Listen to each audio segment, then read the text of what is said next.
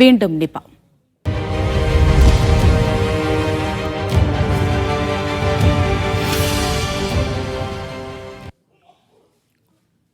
മലപ്പുറം, പാലക്കാട്, കോഴിക്കോട് ജില്ലകളിൽ നിപ ജാഗ്രത ശക്തമാക്കി ആരോഗ്യവകുപ്പ്. നിപ സ്ഥിരീകരിച്ച് ചികിത്സയിലുള്ള പാലക്കാട് സ്വദേശിയുടെ ബന്ധുവായ കുട്ടിയെ പനിയെ തുടർന്ന് ആശുപത്രിയിൽ പ്രവേശിപ്പിച്ചു. കണ്ടെയ്ൻമെന്റ് സോണുകളിലെ നിയന്ത്രണം കർശനമായി പാലിക്കണമെന്ന് ആരോഗ്യവകുപ്പ് നിർദ്ദേശിച്ചു. രോഗത്തിന്റെ ഉറവിടം കണ്ടെത്താനുള്ള പരിശോധനകൾ ആരോഗ്യപ്രവർത്തകർ ഊർജിതമാക്കി. മുഹമ്മദ് ഷംസീർ വിവരങ്ങൾ നൽകാനായി ചേരുന്നുണ്ട്. ഷംസീർ, ഇപ്പോൾ എന്തൊക്കെ നിർദ്ദേശങ്ങൾ ആരോഗ്യവകുപ്പ് മുന്നോട്ട് വയ്ക്കുന്നുണ്ട്? ഏറ്റവും പ്രധാനമായി പറയുന്നത് ഈ രോഗം ബാധിച്ച് ചികിത്സയിലുള്ള യുവതിയുടെ ബന്ധുവിനെ കൂടി ആശുപത്രിയിൽ പ്രവേശിപ്പിച്ചു എന്നാണല്ലോ. ആശങ്കപ്പെടേണ്ട സാഹചര്യമാണോ?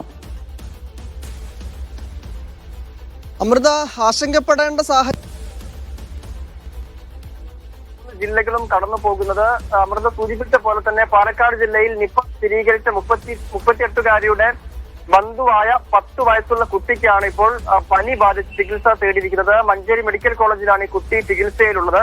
ഈ കുട്ടി ഈ 38-കാരിയുടെ നിപ സ്ഥിരീകരിച്ച യുവതിയുടെ പ്രാഥമിക സമ്പർക്ക പട്ടികയിലുള്ള കുട്ടി കൂടിയാണ്. ആ തരത്തിലൊരു പ്രാധാന്യം ഗൗരവം ഈ കേസിലുണ്ട് എന്നുള്ളതാണ്. ഏതായാലും ഗൗരവതരമായ ഒരു സ്ഥിതിവിശേഷത്തിലൂടെ കൂടിയാണ് ഈ 3 ജില്ലകളും കടന്നു പോകുന്നത്. പാലക്കാട് ഈ നാട്ടുകൽ സ്വദേശിയായ യുവതിക്കാണ് നിപ സ്ഥിരീകരിച്ചത്. ഈ മേഖലയിൽ വവ്വാലിന്റെ സാന്നിധ്യം വലിയ തോതിൽ ഉണ്ടെന്ന് പ്രദേശവാസികൾ പറയുന്നുണ്ട്. വവ്വാലുകൾ കൂട്ടത്തോടു കൂടി ഈ പ്രദേശത്ത് ഉണ്ട് എന്നും മരങ്ങളിലെല്ലാം സാന്നിധ്യം ഉണ്ടായിരുന്നു എന്നും നാട്ടുകാർ പറയുന്നു. നേരത്തെ തന്നെ അധികൃതർ ഈ കാര്യം അറിയിച്ചിരുന്നതാണ് എന്നും പ്രദേശവാസികൾ പറയുന്നുണ്ട്. ഇതിൽ കാര്യമായ നടപടി നേരത്തെ ഉണ്ടായില്ല എന്ന ആക്ഷേപം കൂടി പ്രദേശവാസികൾ ഉന്നയിക്കുന്നുണ്ട്. അതായത് ഈ മേഖലയിൽ ആരോഗ്യ പ്രവർത്തകർ ഈ രോഗത്തിന്റെ ഉറവിടം എവിടെ നിന്നാണെന്ന് കണ്ടെത്താനുള്ള ശക്തമായ നടപടികളിലേക്ക് നീങ്ങിയിട്ടുണ്ട്. വവ്വാലുകളിൽ ഉൾപ്പെടെ ഈ പ്രദേശത്ത് ഉൾപ്പെടെ വിശദമായ പരിശോധനയിലേക്ക് ആരോഗ്യ പ്രവർത്തകർ നീങ്ങിയിട്ടുണ്ട്. മഞ്ചേരി മെഡിക്കൽ കോളേജിൽ നിന്നുള്ള സംഘവും ഇവിടെ എത്തി പരിശോധനകൾ നടത്തും എന്നാണ് നമുക്ക് വ്യക്തമാകുന്നത്. പെരിന്തൽമണ്ണയിലെ സ്വകാര്യ ആശുപത്രിയിലാണ് ഇപ്പോൾ യുവതി ചികിത്സയിലുള്ളത്. ഗുരുതരമായി തുടരുകയാണ് യുവതി.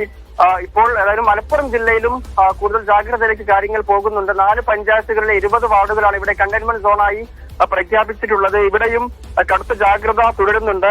ഈ മാസ്ക് ഉൾപ്പെടെയുള്ളവ ധരിക്കണം എന്നുള്ള നിർദ്ദേശം കൂടി നൽകിയിട്ടുണ്ട് എന്നുള്ളതാണ്. മലപ്പുറം ജില്ലയിലെ മക്കരപ്പറമ്പിലെ 1 മുതൽ 13 വരെ വാർഡുകൾ കണ്ടെയ്ൻമെന്റ് സോണിലാണ്. കൂട്ടിലങ്ങാടിയിലെ 11, 15 വാർഡുകൾ, മങ്കടയിലെ 14 വാർഡ്, കുറുവ പഞ്ചായത്തിലെ 2, 3, 5, 6 വാർഡുകളും കണ്ടെയ്ൻമെന്റ് സോണുകളാണ്. ഷംസീർ സൂചിപ്പിച്ചതുപോലെ തന്നെ പല വാർഡുകളും കണ്ടെയ്ൻമെന്റ് സോണുകളാക്കി പ്രഖ്യാപിച്ചിട്ടുണ്ട്. നിലവിൽ ഇപ്പോൾ ഈ ചികിത്സയിലുള്ള യുവതിയുടെ റൂട്ട് മാപ്പൊക്കെ തയ്യാറായിട്ടുണ്ടോ? അങ്ങനെയാണെങ്കിൽ കൂടുതൽ സ്ഥലങ്ങൾ കണ്ടെയ്ൻമെന്റ് സോണുകളാക്കേണ്ട ആവശ്യമുണ്ടോ ഇപ്പോൾ?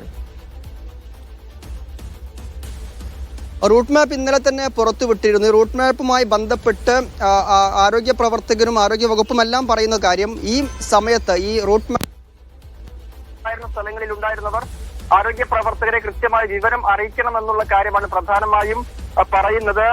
ഈ പാലക്കാട് സ്വദേശിയുടെ റൂട്ട് മാപ്പ് പറയുകയാണെങ്കിൽ 25-നാണ് അവർക്ക് രോഗലക്ഷണങ്ങൾ കാണുന്നത്, പനിയും തലവേദനയും കാണുന്നത്. പിറ്റേന്ന് 26-ാം തീയതി വൈകിട്ട് പാലോടിലെ മെഡിക്കൽ സെന്ററിൽ അവർ പോയിട്ടുണ്ട്. 28-ാം തീയതി കരിങ്കല്ലത്താണിയിലെ ക്ലിനിക്കിൽ സന്ദർശിച്ചിട്ടുണ്ട്. 29-ന് മണ്ണാർക്കാട് നഴ്സിംഗ് ഹോമിലും യുവതി പോയിട്ടുണ്ട്. ഇവർ പൊതുഗതാഗത സംവിധാനമല്ല ഉപയോഗിച്ചതെന്നത് ഏറെ ആശ്വാസകരമായ കാര്യമാണ്. അങ്ങനെയാണെങ്കിൽ കൂടുതൽ പേർ സമ്പർക്ക പട്ടികയിലേക്ക് വരുന്ന സ്ഥിതിവിശേഷം ഉണ്ടാകുമായിരുന്നു. എന്നാൽ ക്ലിനിക്കുകളിൽ ഉൾപ്പെടെ ആ സമയത്ത് ഉണ്ടായിരുന്നവർ രോഗലക്ഷണം ഇല്ലെങ്കിലും ആരോഗ്യ പ്രവർത്തകരെ വിവരം അറിയിക്കണമെന്നുള്ള കാര്യം കൂടി പ്രധാനമായി പറയുന്നത്. ഇത് മലപ്പുറത്തെ കേസിലും അങ്ങനെ തന്നെയാണ്.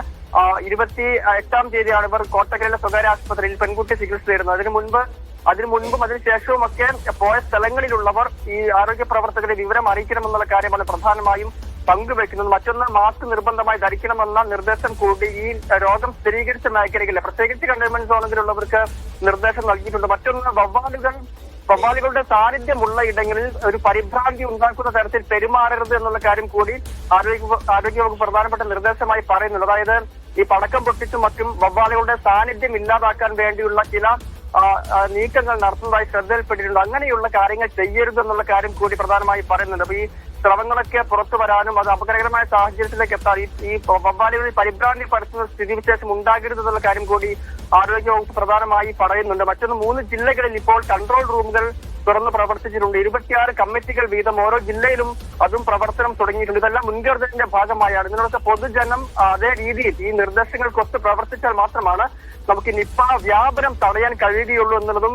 പൊതുജനം അത് ശ്രദ്ധയോട് കൂടി കാണേണ്ട കാര്യമാണ്. നേരത്തെ മലപ്പുറം ജില്ലയിൽ ഏപ്രിൽ മെയ് മാസത്തിലൊക്കെ വന്ന നിപ്പ കേസുകൾ അത് നമുക്ക് നിയന്ത്രിക്കാൻ കഴിഞ്ഞതും കൂടുതൽ പേരിലേക്ക് വ്യാപിക്കാതിരുന്നതുമൊക്കെ ഈ ജാഗ്രത നടപടികളുമായി പൊതുജനം സഹകരിച്ചതുകൊണ്ട് കൂടിയാണ്. അപ്പോൾ പൊതുജനത്തിന്റെ ഭാഗത്ത് നിന്ന് കൃത്യമായ ഒരു മുൻകരുതൽ നടപടികളും ജാഗ്രതാ നിർദ്ദേശങ്ങൾ അനുസരിക്കുന്ന നടപടികളും ഉണ്ടാകണം എന്ന കാര്യമാണ് നിരന്തരം ആരോഗ്യവകുപ്പ് പറഞ്ഞുകൊണ്ടിരിക്കുന്നത്. അമൃത.